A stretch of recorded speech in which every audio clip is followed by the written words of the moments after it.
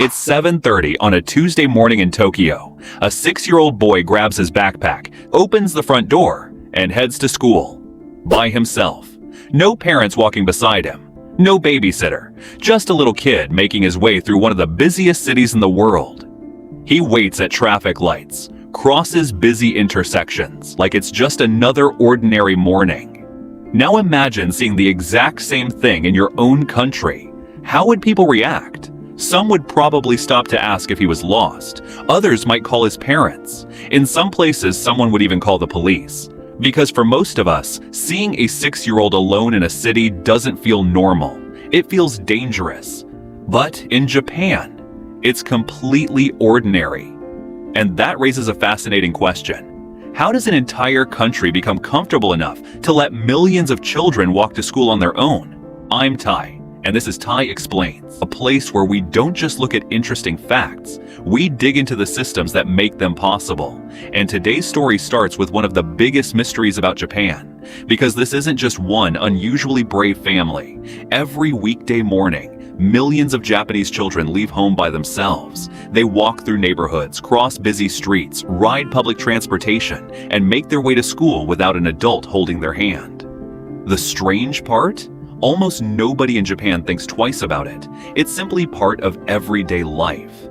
But if you grew up in the United States, Canada, Australia, or even many parts of Europe, the idea sounds almost unbelievable.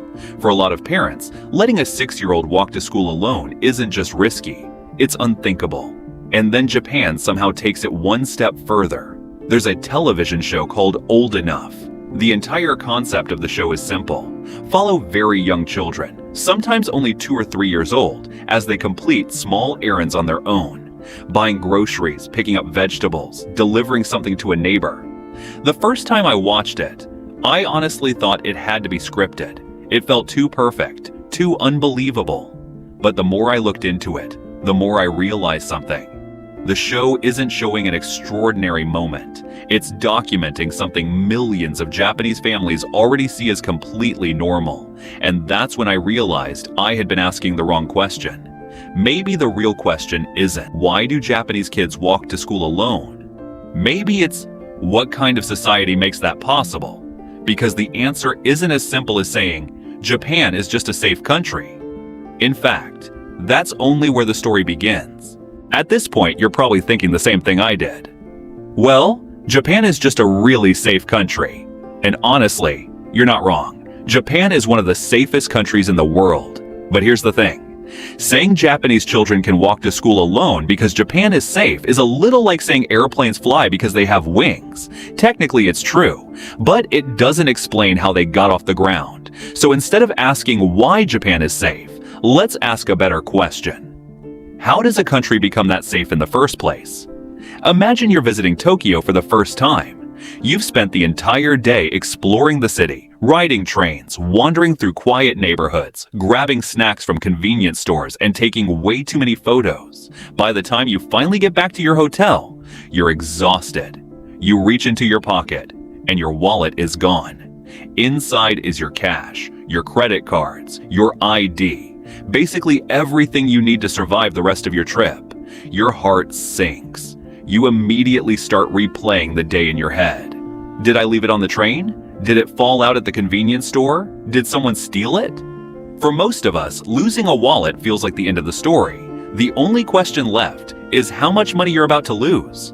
But in Japan, many people do something surprisingly different. They head to the nearest koban, the small neighborhood police station you'll find on street corners all across the country.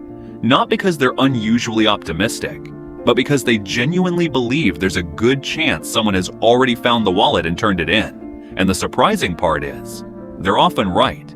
Every year, millions of lost items are handed over to police stations across Japan. Wallets, phones, backpacks, passports, shopping bags, umbrellas, you name it. Many of those items eventually make their way back to their owners, sometimes with every yen still inside. The first time I learned about this, I thought it was simply proof that Japanese people were incredibly honest. But the more I looked into it, the less convinced I became. Because honesty alone doesn't explain a system like this. Think about it. If you found a wallet on the street, you might wonder what the right thing to do is. In Japan, Most people don't stop to think. They already know. Returning it isn't seen as an extraordinary act of kindness. It's simply what's expected. That's a very different mindset. It means people aren't making a moral decision every single time. They're following a social norm that's been reinforced for years. And that's when I started wondering where those expectations come from. Because nobody is born knowing they should return a stranger's wallet. Nobody enters the world believing they share responsibility for people they've never met. Those ideas have to be learned. Surprisingly, that lesson doesn't begin in a police station. It begins somewhere almost every one of us has been: a classroom. If schools are where those values begin, then what happens after children leave the classroom? Because let's be honest, even if a 6-year-old learns responsibility at school, no parent is going to let their child walk across a city alone unless they believe the world outside is ready for them. And that's where Japan becomes really interesting. When a Japanese child walks to school, it might look like they're alone, but they're not. Not really.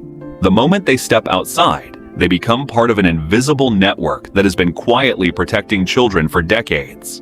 You just don't notice it unless you're looking for it. Take a walk through almost any Japanese neighborhood on a weekday morning, and you'll probably see elderly volunteers standing at busy intersections. They're usually wearing bright yellow or green safety vests, carrying small flags, and helping children cross the street before most people have even started work. They're not police officers. They're not school staff. Most of them are simply retired members of the community who volunteer because they believe keeping children safe isn't just a parent's job, it's everyone's job. Imagine being 6 years old and seeing the same smiling faces every single morning.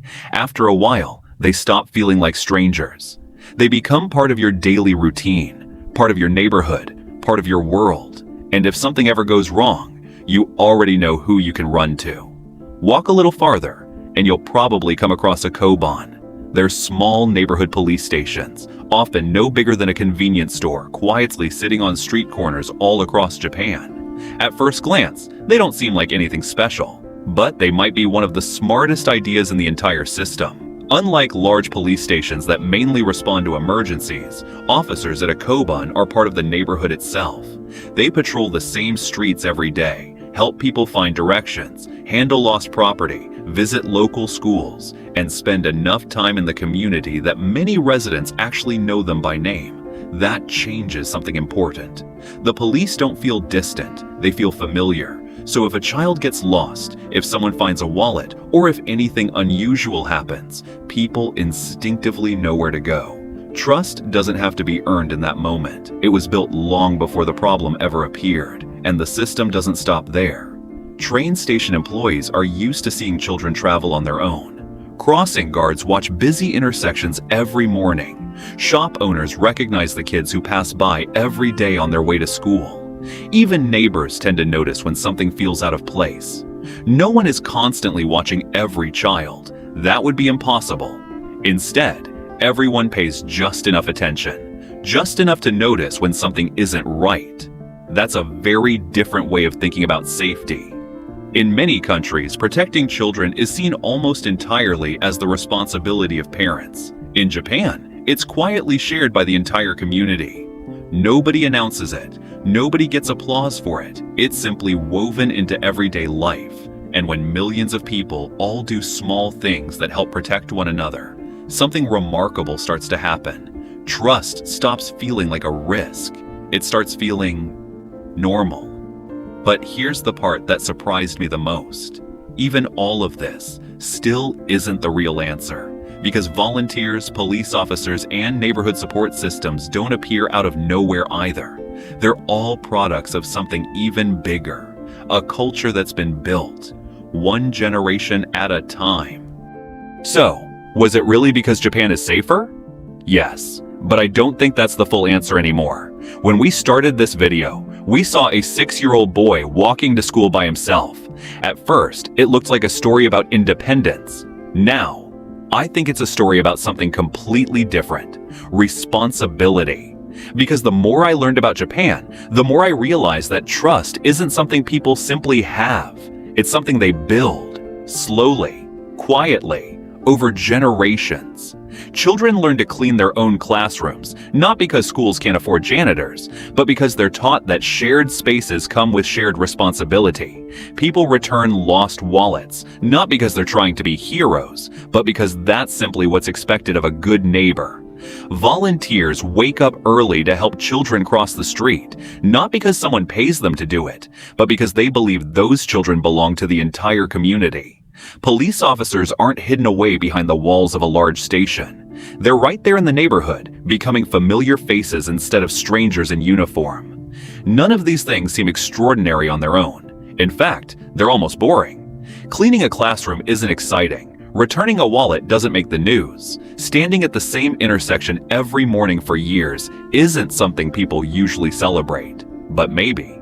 That's exactly why the system works. Because societies aren't shaped by extraordinary actions. They're shaped by ordinary actions repeated millions of times, every single day, for decades. That's something I don't think we talk about enough. Whenever people look at Japan, they usually focus on the results. They see clean streets, low crime, children walking alone, people returning lost wallets. But those are just the outcomes. What really matters is everything happening underneath. The habits, the expectations, the invisible agreements people make with each other every single day. And maybe that's the biggest lesson Japan has to offer. Not that every country should let 6-year-olds walk to school alone. That would completely miss the point. Every country is different. Every city faces different challenges. Every culture has its own history. Copying Japan's rules won't magically produce Japan's results. But learning how small daily habits grow into culture, that's a lesson any society can take seriously. Because culture isn't built through speeches. It isn't built through laws alone. It's built through the little things people choose to do when nobody is watching. And over time, those little things become normal. Then normal becomes tradition. And eventually, tradition becomes the identity of an entire nation. So maybe the most interesting question isn't why Japanese children can walk to school alone. Maybe it's this: what are the everyday habits we're creating today that will define our own society 20 years from now? Because one day, someone from the other side of the world might look at our country, see something that feels completely ordinary to us, and ask the exact same question. How is that even possible? I'm Tai, and this is Tai Explains. If you enjoyed this video, I'd really appreciate it if you subscribed. Every week, we'll explore another fascinating story that helps us understand not just what happens around the world, but why it happens. Thanks for watching. I'll see you in the next one.